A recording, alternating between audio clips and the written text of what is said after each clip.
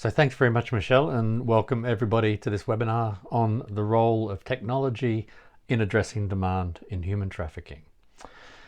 I want to kick off this session with a plea for some clarity and use my time, I hope wisely, to address something I'd noticed before, but which really came into specific relief while researching for this webinar.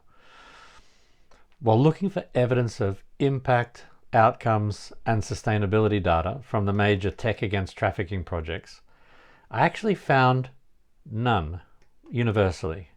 What I did find, however, was how so many projects they claim to be contributing to ending, eliminating or eradicating trafficking. Now, the terms that are used to describe actions being taken, for the most part, are frankly a little bit hysterical. You find eliminate, fight, end, eradicate, tackle, war against. It's all tough talk, and I think it's, very political. But what does it mean?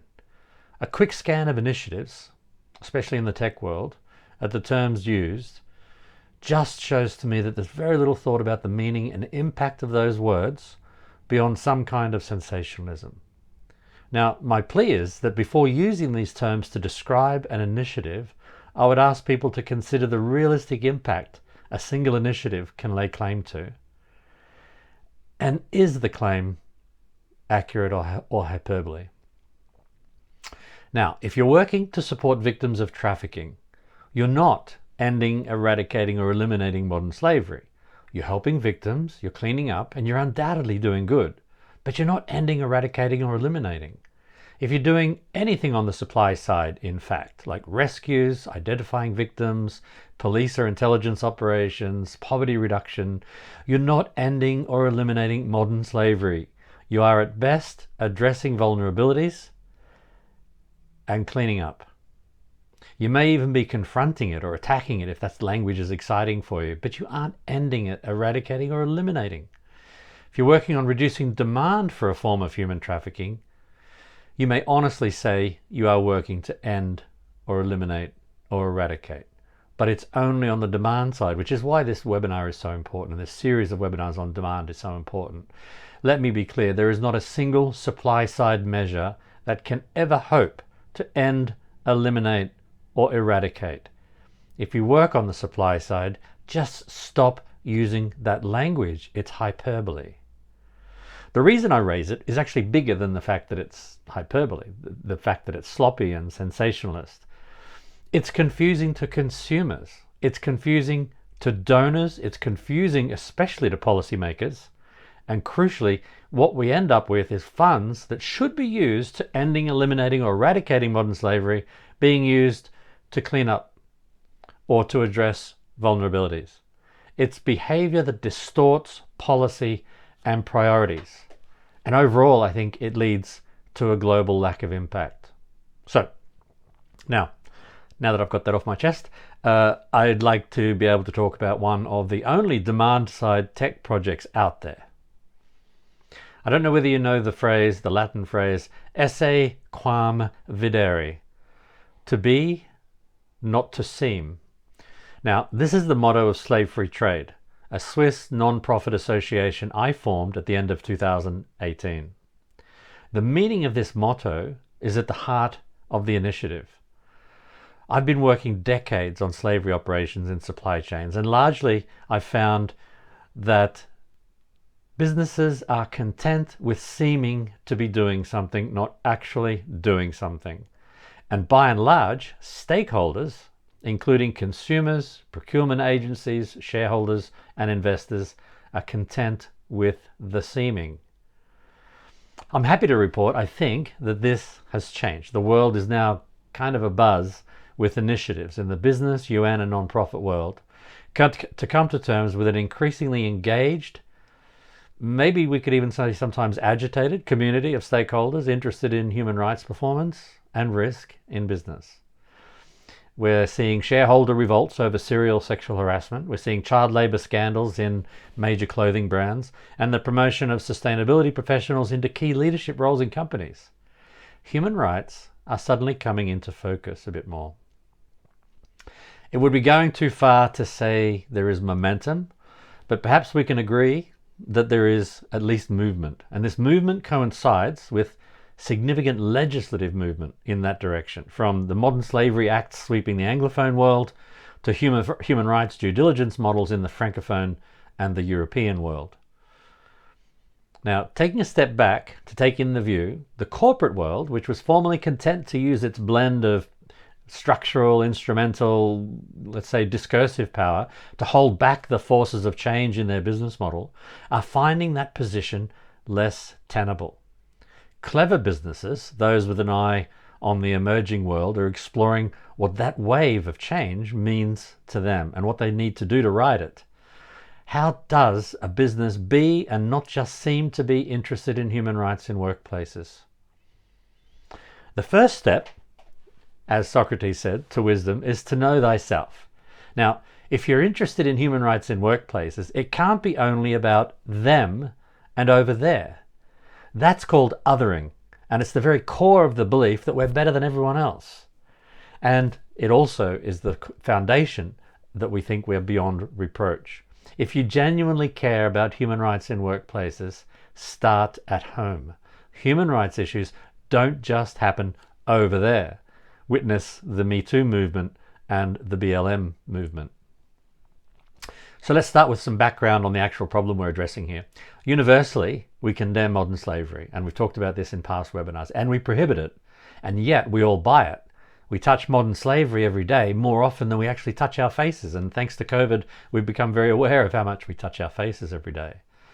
Slavery, encompassing the legal conditions of child labor, human trafficking, forced labor, slavery and servitude, it's now more prevalent than at any time in history, and we've heard these numbers over the past few weeks. 77% of UK businesses, when given anonymity, admit modern slavery exists in their business.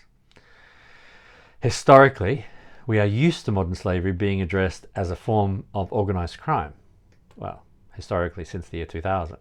But that conceptualization is far from actually accurate. The vast majority of the world's human rights issues in workplaces, forced labor, child labor, slavery and servitude, have little or nothing to do with organized crime. And law enforcement, in fact, can never solve modern slavery anyway. So a law enforcement or crime-focused approach is not the solution. Modern slavery is actually best understood as that kind of bad, eroded end of a spectrum of human rights in workplaces. The spectrum being from modern slavery to decent work. Now, if you can objectively prove a workplace is at the decent work end of the spectrum, modern slavery will not be present. You cannot be at opposite ends of the same spectrum at the same time. So if we can automate and scale rigorous real-time processes to understand exactly what's happening in a workplace, we can determine whether they are at the decent work end or the modern slavery end. So we can do this through assessing and monitoring conditions in real time, and what I propose, what I am developing, is a carefully selected set of 100 indicators derived exclusively from international human rights law. So for this exercise, picture a long row of 100 escalators in a mall running off into the distance. At the foot of these escalators is the murky swamp of modern slavery. At the top of the escalators is this world of decent work. Now, what if I told you, you could know at all times which step you are on for each of those 100 escalators and whether you're moving up or down? Well, that's the project Slave Free Trade. So we're a Swiss non-profit association, and what we want to do is foment a new global economy exclusively for goods and services proved to have been made without harming anyone. And we do that through harnessing demand. We envision a world in which an investor can scroll through the New York Stock Exchange Connect app and see exactly which companies are human rights friendly and risk-free. In that same world, a millennial looking at a job in Glassdoor can readily identify a human rights friendly employer. A shopper looking at prawns or chocolate in a supermarket can know which ones have not harmed anyone in the making. A procurement agency, the Ministry of Defense, evaluating bids for army boots, can see at a glance the human rights performance of the maker.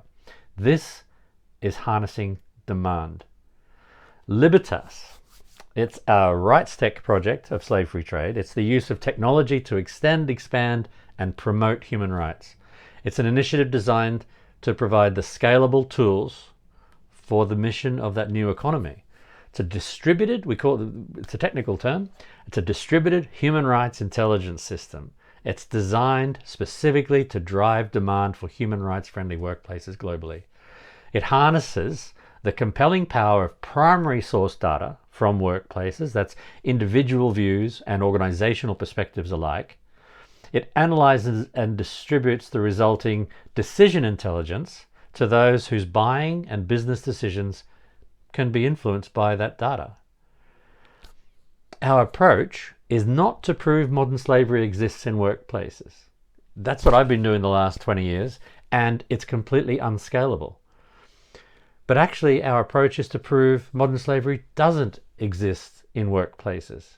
And that sounds like such an easy flip, right? But this is actually a watershed moment. This shift signals a move from a treatment model to a vaccination model. Instead of treating each case after it's happened, we prove and create a culture of respect for human rights in a workplace, ushering in a world of workplaces that are impervious, vaccinated against modern slavery. So slave-free trade is an initiative designed with systems thinking to overcome and avoid many of the problematic issues and concerns around all existing methods. So up until now, human rights defied quantification.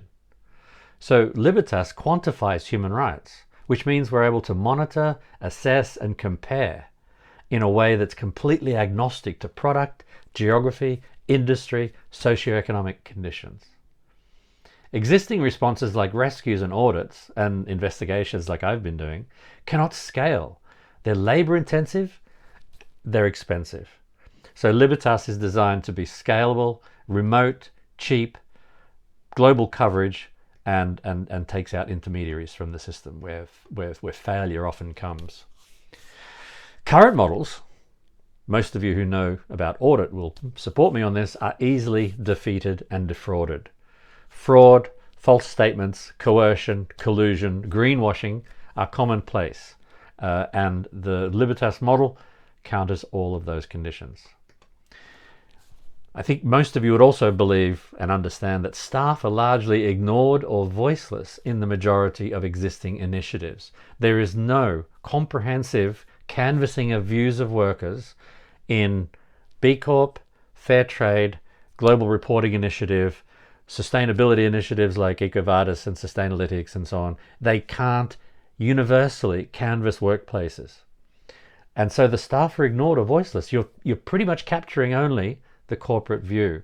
So Libertas amplifies the voices of those in workplaces in support of their own conditions and in support of the improvement of those conditions.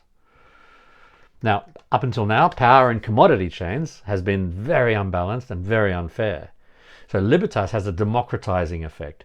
The staff working in the global value and commodity chains are the overwhelming majority of people in those chains. Their voices do matter, but they're not being canvassed until now. Now, supply chains are disaggregated, complex, globalized, opaque. These are the sorts of words we tend to hear about supply chains.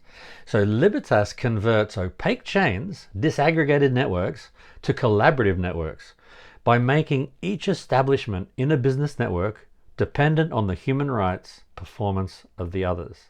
So suddenly, a three-tier supply chain, each of the companies in that chain become partners. They understand each other's human rights conditions. They are much more visible and much more transparent than ever before. And they actually start to become interested in each other's commercial interests, human rights interests. So human rights have been treated previously as separate from the normal conduct of business, and they've been put off in CSR and ESG or sustainability initiatives. So Libertas embeds human rights into the bottom line. In-person audits or investigations, especially on sensitive topics like human rights, don't get the best answers. Libertas generates trust because the entire system is built on anonymity and confidentiality. Importantly for the demand side initiatives, stakeholders like consumers, procurers, investors They have not had tangible actions that express their values through buying decisions. So Libertas informs them with timely, actionable decision intelligence, including consumers at point of sale, procurers at point of bid, and investors at point of investment. Existing measures like rescue, surveillance, audit, law enforcement, investigations, as I've said before, these are labor intensive and expensive, and you can't scale them. If we're going to eliminate 152 million children from child labor, if we're going to address that properly, we've got to have a solution that can scale almost infinitely. Most measures on socially sustainable business are top down. This makes it look and feel to workers like fundamental human rights are actually alienable, not inalienable, and something that should be bestowed on them by the employer. And slave-free trade, however, is human-centric and inclusive. It's really important that people in workplaces realize their rights are not something that the employer can take away from them. Putting the emphasis on remote data collection and analysis doesn't eliminate the need for human intervention, but remote monitoring like this becomes the new, more comprehensive and more effective default. And so this change ushers in a scalable default, only limited by two things actually: goodwill and data storage. Certification schemes are also very expensive for small businesses. Many smallholders can't join. Membership exceeds their ability to pay. In the slave-free trade model, smallholders are free.